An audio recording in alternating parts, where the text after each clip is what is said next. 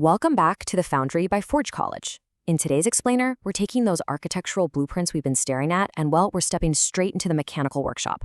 If you've been following along, we've successfully mapped out the design of our Multisig wallet. But a design on paper isn't going to hold any real digital assets. Today is the day we fire up the Forge, compile the code, and actually build the thing, sparks and all. Here's the blueprint for today's explainer. We've got 6 steps, from blueprint to reality, setting up the workshop, drafting the core contract, signatures and security, testing your defenses, and finally, preparing for the front end. Let's get right to it. Starting off with Section 1, from blueprint to reality, transitioning from architecture to code. If you remember from the design lesson we just went through, we basically sketched out a vault with multiple keyholes, right? We know we need a set of named owners, an approval threshold, like 2 out of 3 signers, a guarded executor role, and a transaction struct to hold the destination, value, data, and, crucially, a nonce. But let's be real. Right now, that's just a sketch. We actually have to forge the metal locks in code so we can prevent things like unauthorized execution or signature malleability. Moving right along to Section 2, setting up the workshop, where we prep our development environment. Look, before we can start welding our smart contracts together, we absolutely need to set up our developer workshop. I mean, you can't exactly build a secure vault with your bare hands. So, these 4 commands in your terminal are going to lay the foundation. We're bringing in Hardhat for our testing environment, ethers and chai for assertions, and OpenZeppelin for those battle-tested cryptographic helpers. Running npx Hardhat literally fires up the Forge. It's a super quick setup, but these tools, they power the entire operation. And here's how we map it out. Keeping our core logic cleanly separated from our automated tests, that's just standard engineering practice. Actually, as you dive into other learning programs and courses at Forge College, you're going to see this exact organizational pattern over and over again. A clean workshop means fewer, catastrophic accidents when we start handling actual digital value. All right, Section 3. Drafting the core contract, mapping the vault's logic. So diving into our core file, MultisigWallet.sol, we're building the vault piece by piece. The submit transaction function, that lets an owner propose an action. Think of it like writing a request on a clipboard outside the vault for all the other owners to see. Then the execute transaction function comes in and actually turns the keys simultaneously to trigger the vault. It gathers the signatures, verifies the threshold, and if all the rules check out, boom, it fires the transaction payload. Next up is Section 4, signatures and security, or as I like to call it, keeping the bad actors out. Because honestly, what good is a fancy vault if someone can just jiggle the handle and walk right in? We use cryptographic locks to enforce our security rules.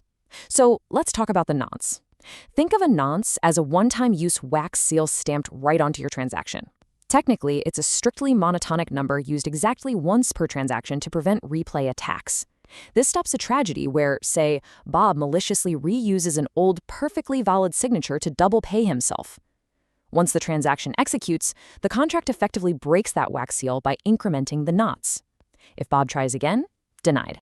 We also use ECDSA signatures. These are essentially unforgeable fingerprints, and we verify them directly on-chain using OpenZeppelin's recover methods.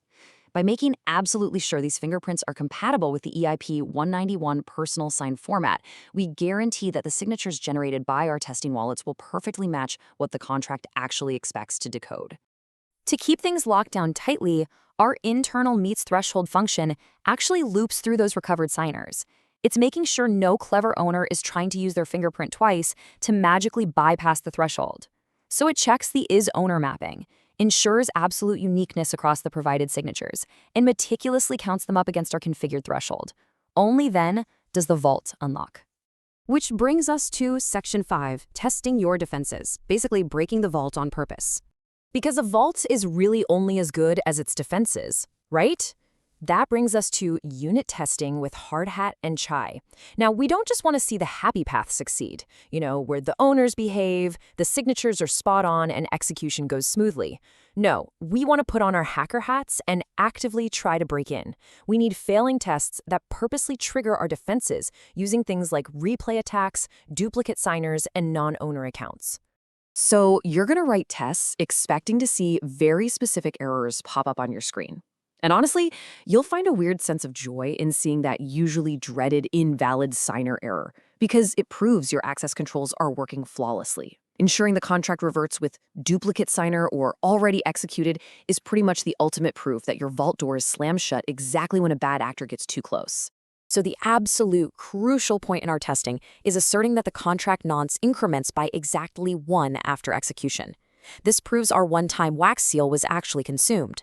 We assert the state before execution, run the transaction, and then assert that the new state is exactly +1. That simple mathematical progression, that is the entire bedrock of our replay protection. Finally, Section 6, preparing for the front end, readying for UI integration.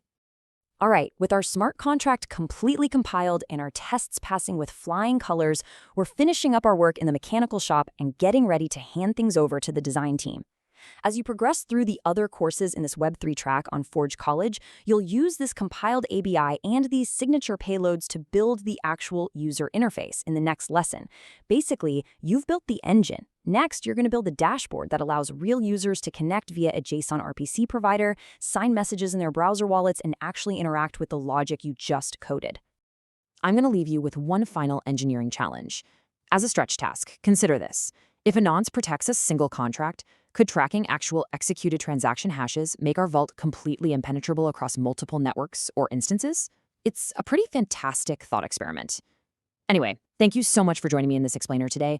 Make sure to visit forge.college to keep exploring this topic, dive into more hands-on Web3 modules, and continue building those skills. Catch you in the next one.